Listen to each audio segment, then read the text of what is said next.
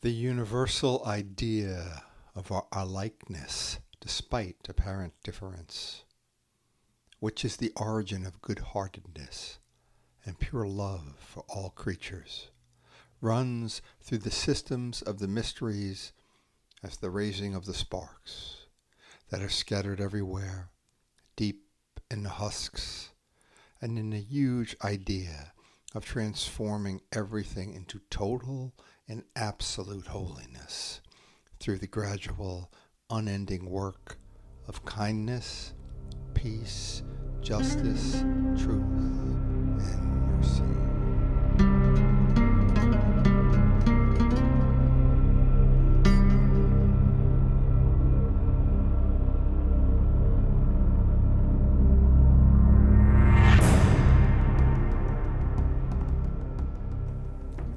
Before we come to the page, before the first word is ever written down or read or listened to, there is a longing to connect. My name is Charlie Mehrhoff, your host here at Before the Page, a podcast featuring poetry, parable, fiction, and words to echo our longing. Friends and listeners, welcome to this, the 6th episode of Before the Page. Today we're going to begin with some selections from La Nouvelle Création, published in Paris in 1929. Composed by Carlo Suarès, brought into English by translator Eduardo Roditi under the title Genesis Rejuvenated. This piece is entitled Blue Waters. Beneath the calm waters, the blue waters of love are the link between the world and myself. The cosmic blue, the deep indigo, buries itself in my heart. Within me and around me, a powerful and rich sound re-echoes, a direct appeal to the heart from the heart of the universe that is blue. And in this divine heart, divinely blue, in this blue that is the heart of the universe, I become love. Love of the universe, purified in turn by love alone, just as the light of the sun also becomes pure white only because it first pierces boundless blue spaces. And just as summer skies shine blue, so I too, by purification alone, become love.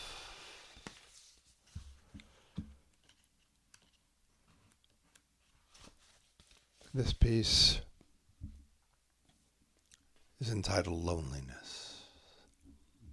And a great pity hovered on the golden smile of the heart of the world, of the heart which is blue. And the heart said unto men, first learn your loneliness, let it weigh on your souls, let its weight be great as that of a world, the weight of the distress of the great loneliness of mankind, and let this weight make you die of weeping. Let it be a torment to you and a nightmare where one howls with horror and madness. And then you will all be hunted and driven into your red heart, deep inside your red heart, into its very heart which is blue, and the life of the heart of the world.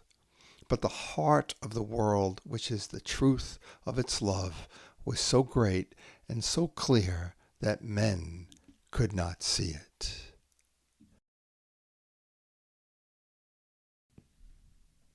This piece is entitled The Conqueror. And man is conqueror as soon as he feels so heavy the weight of walls. Imprisoned in the vice grip of walls which advance and press and suffocate, he has but one salvation, but one, in the heart of the world. one which does not break the prison nor escape from prison, but which contains it all like a lotus blossom floating on its pool of light. And mankind had reached the end of its quest, no longer seeking at the foot of walls of houses, nor in dark forests, nor in churches, nor in schools, nor from priests, nor from families, nor from nations, no longer seeking in God, nor in Satan, nor in virtue, nor in vice, nor in sanctity, nor in sin, nor in the love of mothers, nor of wives, nor of children, nor in great intelligence of institutions, nor in merchants, nor in artists, nor in wealth, nor in poverty, nor in laughter, nor in weeping, but in the very center of their heart, in the pool of light, which is its knowledge, the eye which knew, contemplated its own genius. And the recovered genius of mankind was the deep truth of things, their infinite heart. And the only salvation of mankind was that it had genius, the knowledge of the heart. And the men and women, shining with the beams from their heart, were the perfume of their genius. And man was fully life, and life was fully the new man, in powerful revolt and in great desire for life.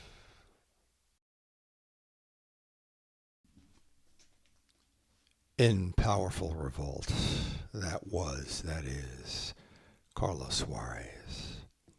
We are now going to continue on with some Coleman Barks translations of Rumi. The fragile vial. I need a mouth as wide as the sky to say the nature of a true person, language as large as longing. The fragile vial inside me often breaks.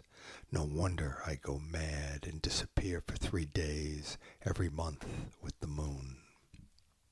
For anyone in love with you, it is always these invisible days. I've lost the thread of the story I was telling. My elephant roams his dream of Hindustan again. Narrative, poetics, destroyed. My body, a dissolving, a return. Friend, I've shrunk to a hair trying to say your story. Would you tell mine? I've made up so many love stories. Now I feel fictional. Tell me. The truth is, you are speaking, not me. I am Sinai, and you are Moses walking there. This poetry is an echo of what you say. A piece of land can't speak or know anything, or if it can, only within limits. The body is a device to calculate the astronomy of the spirit. Look through that astrolabe and become oceanic. Why this distracted talk? It's not my fault I rave. You did this. Do you approve of my love madness? Say yes. What language will you say it in? Arabic or Persian or what? Once again, I must be tied up. Bring the curly ropes of your hair. Now I remember the story. A true man stares at his old shoes and sheepskin jacket. Every day he goes up to his attic to look at his work shoes and worn-out coat. This is his wisdom, to remember the original clay and not get drunk with ego and arrogance. To visit those shoes and jacket is praise. The absolute works with nothing. The workshop, the materials are what does not exist. Try and be a sheet of paper with nothing on it. Be a spot of ground where nothing is growing, where something might be planted, a seed, possibly, from the absolute.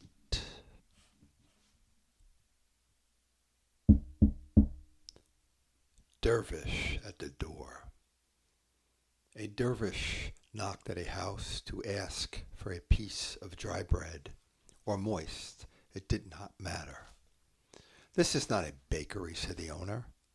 Might you have a bit of gristle then? Does this look like a butcher shop? A little flour? Do you hear a grinding stone? Some water? This is not a well. Whatever the dervish asked for, the man made some tired joke and refused to give him anything. Finally, the dervish ran in the house, lifted his robe, and squatted as though to take a shit. "Hey, hey!" "Quiet, you said, man. A deserted place is a fine spot to relieve oneself, and since there's no living thing here, or means of living, it needs fertilizing." The dervish began his own list of questions and answers.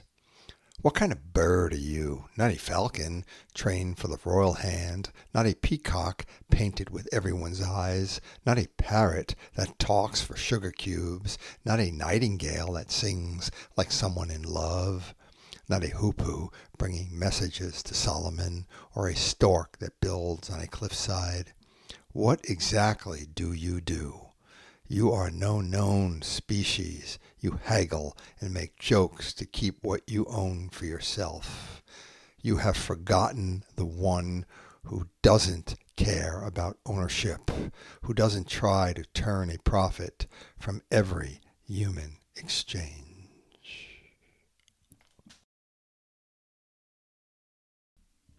This piece is entitled Invitation to the Present. It's composed by the reader. It's in a book entitled Words to Light Eternity. Again, Invitation to the Present. To dream of the tree is to be awake in the garden, of the pomegranates that leap into the girl-child's cradled basket, of the doves that circle as they climb the invisible helix toward the formless nest in the open, of the raindrops that hang pearled, leaking bowl of sky lake. Beauty, the beautiful moment, cause for the shoreline herself to retreat and lay naked what galactic fossils, what lush remains, the remnants of spheres crushed between God's strong hands, mass-bending light flavored with the spittle of angels. Look down. The earth shakes herself like some wet dog. Fences evaporate. A sure-footed disciple descends the embankment to check the day's traps. A bouquet of wheat, cane fields swaying in the gentle breeze, ceaseless dawning, the calling of limbs to fruit, the immortality of wonder, the very texture of love.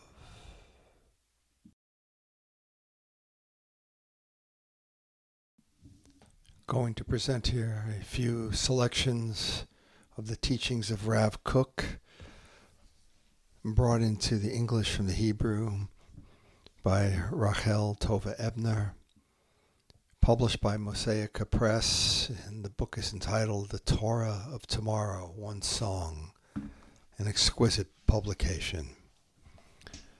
This piece is entitled The Ultimate Ascent of Everything to Holiness.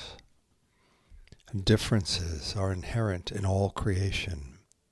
The difference between holy and profane, between Israel and the nations, are facts. Blurring their form is devastation.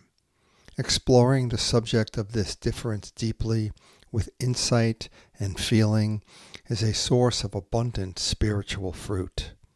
Nonetheless, after all this exploration, we grasp with a clarified mind that all these differences are transitory phenomena, and it is the ascent of everything to holiness and to brotherhood, to awareness of our likeness and to kindness, that is the eternal idea, forever alive in every generous spirit, and all our vigilance in making distinctions are passing and transient things, welling up from temporary circumstance, the universal idea of our likeness despite apparent difference, which is the origin of good-heartedness and pure love for all creatures, runs through the systems of the mysteries as the raising of the sparks that are scattered everywhere, deep in the husks and in the huge idea of transforming everything into total and absolute holiness through the gradual, unending work of kindness, peace, justice, truth, and mercy.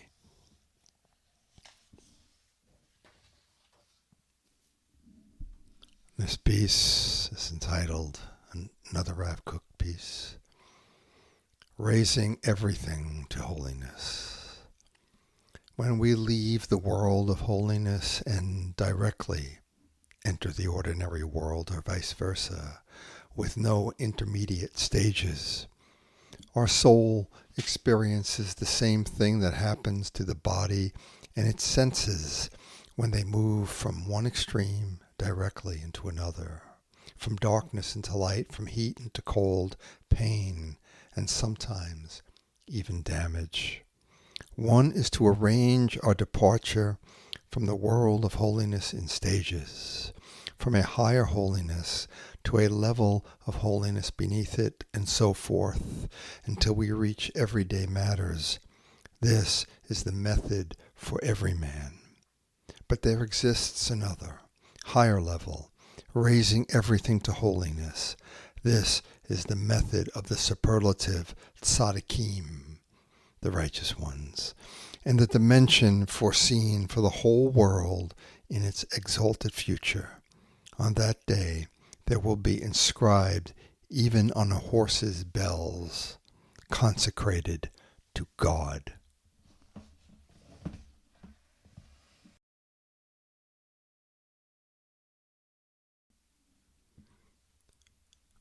Short piece by the reader. This arrow in my heart, merely a perch for the bird of paradise to sing from. This here is entitled West. The river begins and ends with the life that drinks from it. Game-crested slopes, slopes abundant, the odor of the soil when she is first kicked up by a light rain. The pronghorn as they prance before sheets of oncoming rain. Pines in the mist, even more so. Muddy tracks crossing clusters of geodes, edge of tracks laced with pollen, granite peaks temporal, granite wind, pebbles blowing backward off of the horizon, last year's seed, the bellies of geese, each blade of grass, each tender shoot, destined to become a messianic bride.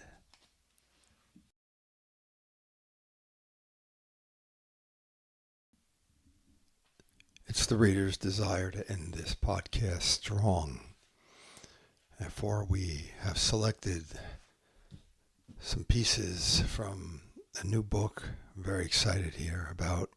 It's entitled Myths, Beasts, and the Ways of Water, Poems by Clint Frakes.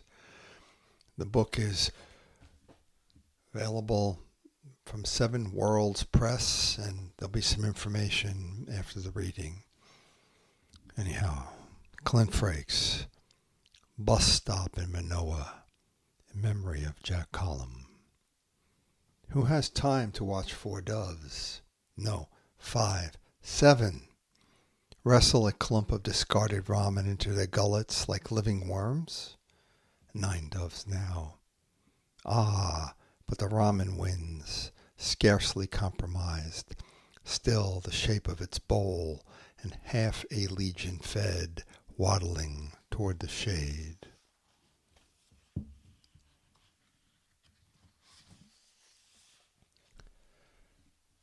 An old story in memory of Dinah Crow Dog. Way down below in the cave of our beginning, there's an old woman in buckskin cooking corn stew. Her face is an oak burl, and the stars and moon follow the motion of her stirring stick.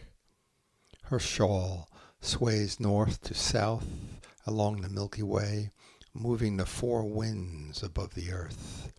For 100,000 years, Shankar Sapa has studied her every move. The trickster dog keeps the world spinning, plucks a porcupine quill from the blanket she sews, and hides it under the rug each time she limps to the fire to stir the pot. When she finishes the quill work, the world will end. We all meet this old woman when we die, before we are allowed to the happy hunting grounds. She will offer you a ladle of hot corn stew. At that moment, you're supposed to know what to do, have prepared for it all your life. Of course you're hungry. She smiles and the stew smells good. Friend, throw it over your shoulder. This is what they say to do. That old dog needs to eat.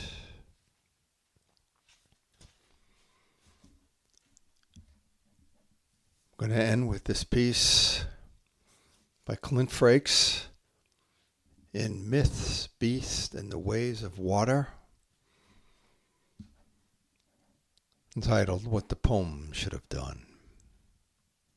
It should not have come from a desk, but a kiosk or black obelisk, the girth of an oily bridge. You should find and lose brothers there in a rainforest or cliff edge. It should have melted the seam between the serpents and altars of winter dreams in the loveless color of dry, alkaline wind. It should have gained the wealth of rain with no one watching, held the shape of what a heart can't imagine, taller than in words. It should have been aisles of shining Nebraska tools or work boots stuffed with rags. It should have been broad grass silently rising in tenement yards, and all that you've loved can fix in it. It should have been the inexhaustible tree, with politics of pre-dawn and smoke. It should have been the uncommon hawk whose shape disappears in the shoulders of the West Mountain. Thank you for listening.